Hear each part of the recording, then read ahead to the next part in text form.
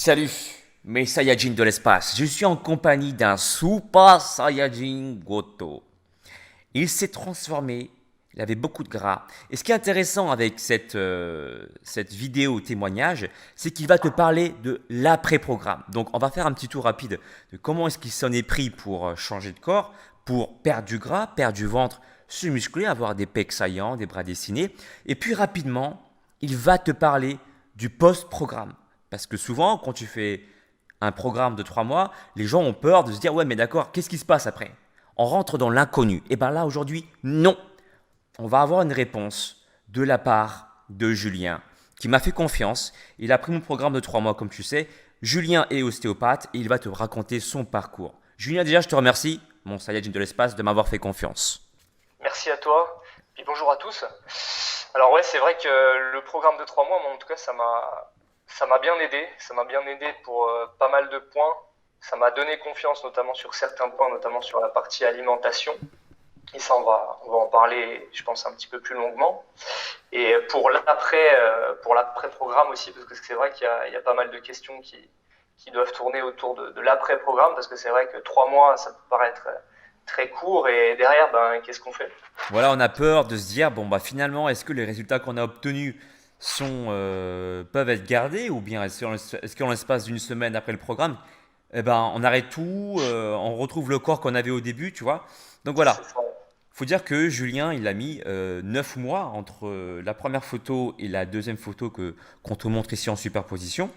9 mois se sont écoulés entre deux et aujourd'hui, je pense que Julien le reprécisera mieux que moi, il pèse quasiment plus rien, sauf pour vérifier de temps en temps Ouais. ou des recettes de cuisine ou quoi que ce soit. Mais sinon, voilà, Julien a vraiment pris le temps de comprendre et de maîtriser ses signaux de satiété. Donc aujourd'hui, on va aussi te parler de tout ça.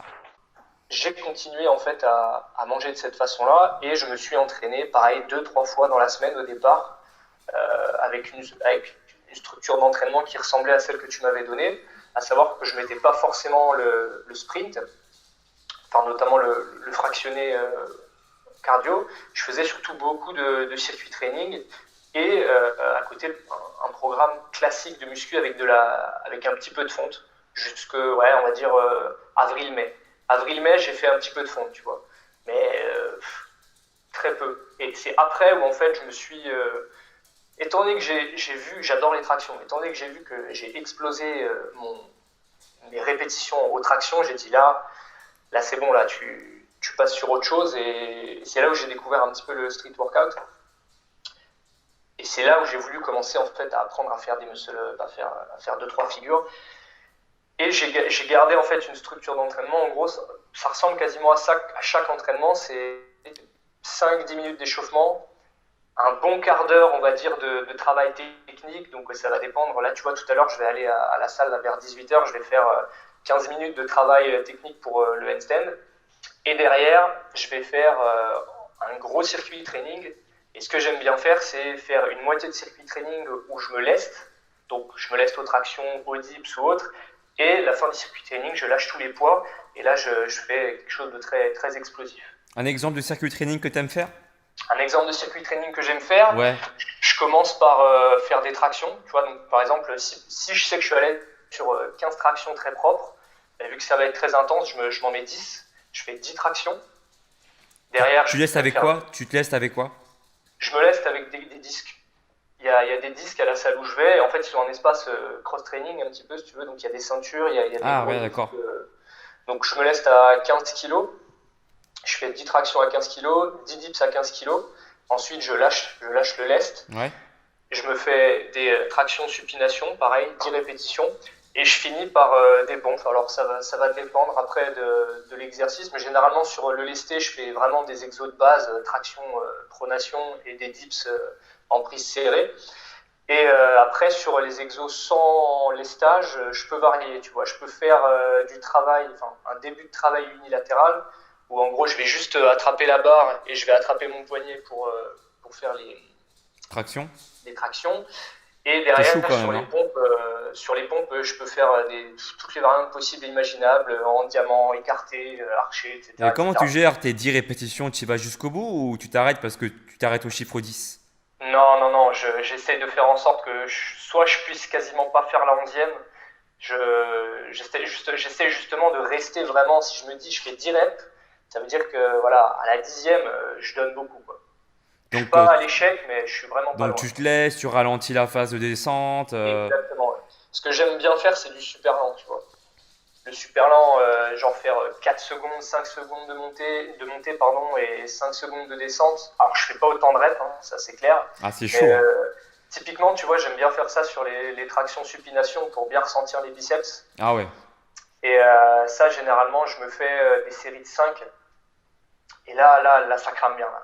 Et là, j'adore. Mais ouais, ça va dépendre un petit peu de ce que j'ai envie de faire. Mais tu vois, ouais, autant le lesté ou le super lent, mais enfin, c'est ça, tu vois, j'essaie vraiment de faire en sorte que si je me donne un nombre de répétitions, ben, ma technique, mon tempo et la variante de l'exercice que je choisis va me permettre de ne pas pouvoir faire une répétition de plus. Et si D'accord. je sais que c'est un gros circuit, ben, que je peux en faire une ou deux de plus au premier circuit, généralement au deuxième tour, je pourrais pas. Donc, traction, dips, pompe. Ouais, c'est la base. Pour moi, c'est la base. Et pour le bas du corps, ça va être des fentes. Et t'enchaînes tout? Des... Tu te laisses pas tant de repos entre les exercices? Tu fais Alors, une seule série? quand je fais des gros circuits de 4 exercices comme ça, je me laisse une minute de pause entre chaque circuit. Donc généralement, je fais des circuits soit de 4 exos, soit de 6 exos. Ça va dépendre. 6 exos, généralement, je me leste pas et je fais des exos un petit peu plus explosifs. Mais Et quand pour chaque je... exo, tu fais une seule série.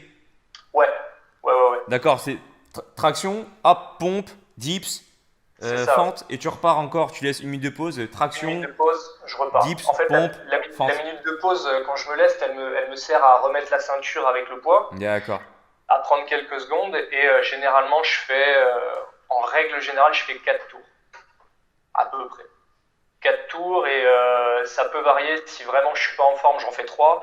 Et si je suis chaud, généralement, je fais pas un tour en plus, mais je me rajoute à la fin un exercice en plus et je me fais 3 4 séries sur l'exercice. Ça va dépendre. Et les abdos, pareil. Les abdos, j'adore les travailler en circuit pour bien les sentir bien brûlés. Et je fais beaucoup d'ab wheel, beaucoup de relevés de jambes. C'était Ah bien ça. bah, et bah écoute, ok, donc ça c'est ton circuit, comment dire, Donc classique, ouais, classique, ouais. voilà. C'est C'est le genre ça. d'entraînement que tu fais en fait quasiment tous les jours, si j'ai bien compris, c'est ça?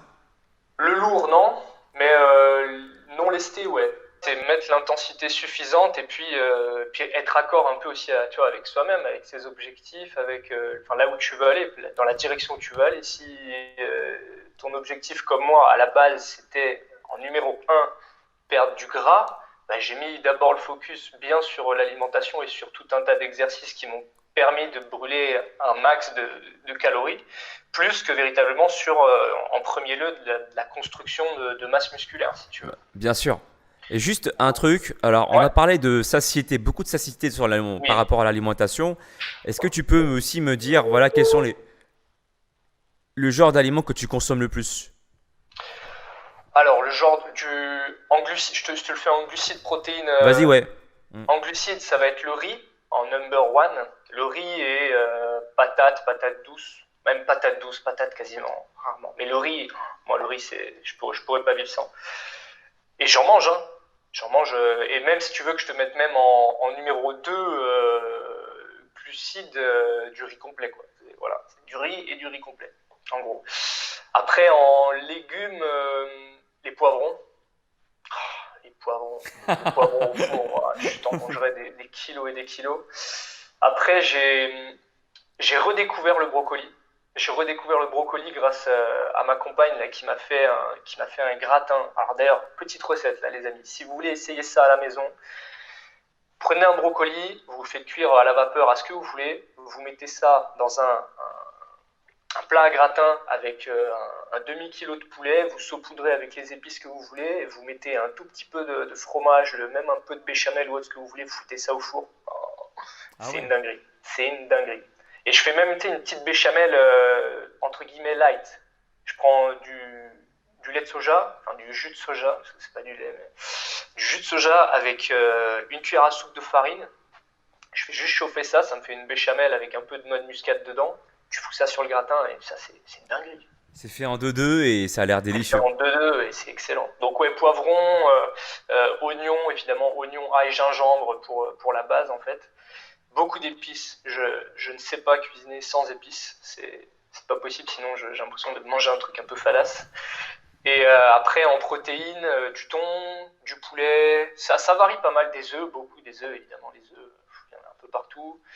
Euh, des, des pois chiches, des lentilles. Lentilles corail, beaucoup. J'adore me faire des dalles de lentilles corail. Pareil, les dalles. Ça, c'est rien de plus simple. Tu mets tu laves un peu tes lentilles, tu les mets dans une grosse poêle, tu mets 4 fois le volume d'eau et tu laisses cuire 20 minutes et c'est cuit. Y a rien à faire. C'est ça. Et ça a été de trouver aussi, tu vois, des recettes faciles à faire qui soient à la fois énormes en volume et très faibles en calories, en fait. Alors, t'as fait comment pour gérer tes apports en glucides, notamment pour le riz par exemple? Tu t'es arrêté quand d'en manger? Comment tu gères ta quantité? Bah, au départ, je m'étais fixé en gros une petite règle pour faciliter un petit peu le truc. C'était en gros, il fallait que j'ai la moitié de mon assiette remplie de légumes. Le quart avec de la protéine et le reste, tu mettais ce que tu voulais en glucides. Donc en fait, la portion de riz, elle excédait rarement 150 grammes. Donc 150 Cuit. grammes de riz, tu vois, au niveau calorique, ça va, ça va.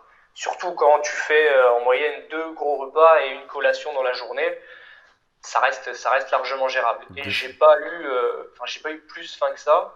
Et encore aujourd'hui, il m'arrive, tu vois, là aujourd'hui, là, je vais faire un repas, je vais avoir, je sais pas, 100 grammes de pâte thaï qui va me rester. En règle générale, c'est la portion, tu vois, j'ai un petit tupperware. Tupperware, en gros, il fait à peu près cette taille-là, il n'est pas bien gros. C'est généralement la taille, la portion de glucides que je me prends. Et j'en prends pas forcément à tous les repas parce que j'en ai pas envie à tous les repas. Mais je ne diabolise absolument pas les glucides parce que j'en ai tellement besoin. Si tu veux, on en a tellement besoin pour que ce soit pour vivre, pour nos processus hormonaux, pour nos processus énergétiques, que je ne, je- même si je sais que je pourrais faire quelques jours sans manger de glucides ou autre, c'est tellement plus facile de t'apporter une bonne dose de glucides avec du riz, avec des pâtes, avec des patates ou autre. Et c'est pas en mangeant 3 patates et une portion de riz que vous allez prendre 500 grammes de gras, les gars, quoi. Donc faut vraiment pas avoir peur des glucides pour ça, quoi. Il faut juste savoir, encore une fois, les modérer, hein. C'est pour Oui, ça, c'est encore une ça. fois, je vous dis, c'est vrai que les glucides, c'est le macronutriment qui est dit non essentiel. Ça veut dire que en fait, ton corps, il est capable d'en sécréter.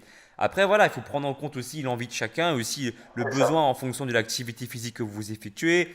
Ça dépend aussi de vos envies, de votre passé aussi, c'est une histoire aussi, hein, le pain, tout ça. Donc j'ai expliqué dans une vidéo précédente déjà. Tout ça, on ne peut pas non plus nier le fait que une bonne alimentation, c'est une alimentation aussi qui est saine, qui vous apporte des vitamines, des minéraux et tout ça. Certes, c'est vrai, mais c'est aussi une alimentation qui respecte votre santé mentale. Voilà. Et vos goûts aussi, hein, votre palais. Complètement. Donc ça aussi, ça prend en compte. Il faut prendre en compte ça, hein, pour prétendre dire que nous nous alimentons d'une façon saine. Voilà. C'est clair. Tu vois, par exemple, moi, je mange quasiment tous les jours du chocolat. Moi aussi. Quasiment tous les jours. Moi aussi. Et ça m'a pas empêché de perdre du poids, ça m'a pas empêché d'améliorer mes performances sportives. Pareil, c'est pas parce que j'ai été entre guillemets en sèche que j'ai mes performances qui ont régressé ou que j'ai pas pu construire de masse musculaire.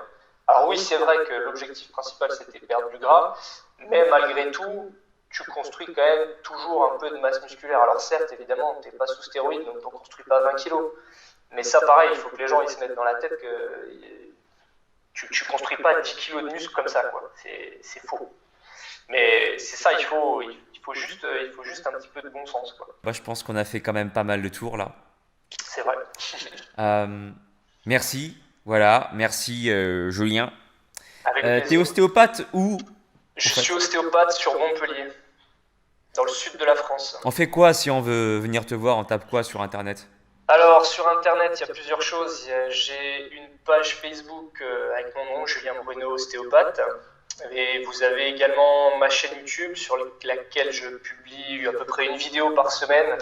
C'est des vidéos souvent de conseils pour apprendre à mieux gérer ses douleurs, apprendre à mieux bouger. Ça va se réapproprier un petit peu son corps. Donc là, vous avez juste à taper l'ostéopathe dans YouTube et vous me trouverez. Vous avez aussi mon site internet, mais ça, ce sera en lien directement avec les deux, la page Facebook et la chaîne YouTube. Tout sera dans la description. de ma vidéo. Voilà, si tu habites à Montpellier, c'est ça que tu disais? C'est ça, ouais. Voilà, donc n'hésitez pas à aller voir du coup Julien, qui a une vision holistique de la forme et c'est ça qui est vachement intéressant. Donc il est souple, flexible. Très. Moins de la chaîne postérieure quand même, mais ça arrive. Comme dirait Bruce Lee, be water, my friend. Carrément, carrément.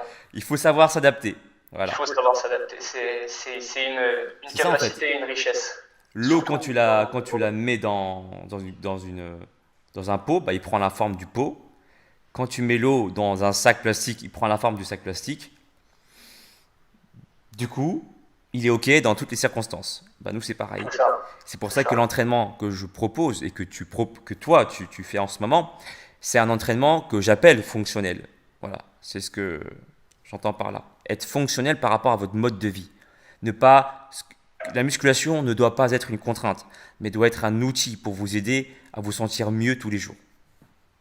C'est la mettre au service de sa vie et pas l'inverse. Pas l'inverse. Sauf si, encore une fois, avec tout mon grand respect, sauf si ton métier, c'est être culturiste et donc tout est basé autour de ça pour être prêt le jour J pour monter sur un podium. C'est encore une autre histoire.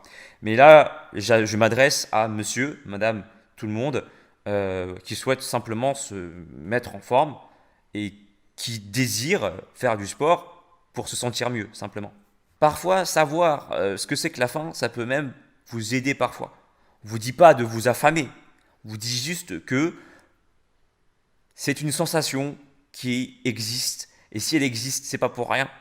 C'est pour vous prendre conscience que quand vous allez manger, vous allez apprécier ce que vous allez manger. Est-ce que tout le monde a connu ça? Quand on a eu les crocs, eh ben, quand on a mangé, on a trouvé le repas délicieux. Tu vois? Et c'est quelque part aussi apprécier les aliments. D'accord? Apprendre à apprécier les aliments. Le goût des aliments et à apprécier la simplicité aussi. Donc voilà. N'hésitez pas surtout à, parfois, s'il faut, prolonger un petit peu votre abstinence pour savoir comment vous vous sentez. Apprendre à gérer ça. Et si vous faites des erreurs, ça fait partie du cheminement de la forme, de la quête de la forme. Moi-même, j'ai craqué devant des chips. Et je pense que Julien aussi, il a dû avoir des petits craquages pour savoir, voilà, Oh oui. des petites pulsions des fois, mais c'est normal. Il ne faut pas vous en vouloir, d'accord? Ne culpabilisez pas mes Saiyajins. Apprenez de vos erreurs pour devenir plus fort, c'est tout. Complètement. Merci à toi, Alex. Peace and soy. Peace and soy. Et on vous dit à bientôt. À bientôt. Bye bye. Ciao, ciao. Ciao, ciao. Ok, alors je coupe l'enregistrement. Mon ami, si tu veux acquérir les pouvoirs d'un vrai Super Saiyan, alors abonne-toi à la chaîne d'Alex Levent. Ces entraînements feront de toi un super guerrier de l'espace. Le véritable Super Saiyan, c'est pas moi, c'est lui. Et rendez-vous sur sa chaîne, les amis. Et cool, soyez cool. Copain, tu veux te transformer en super guerrier? Eh ben, abonne-toi à la chaîne de Alex Levent. C'est normal, quoi. Et alors là, tu seras un super Saiyan. Non, non, non, non, non.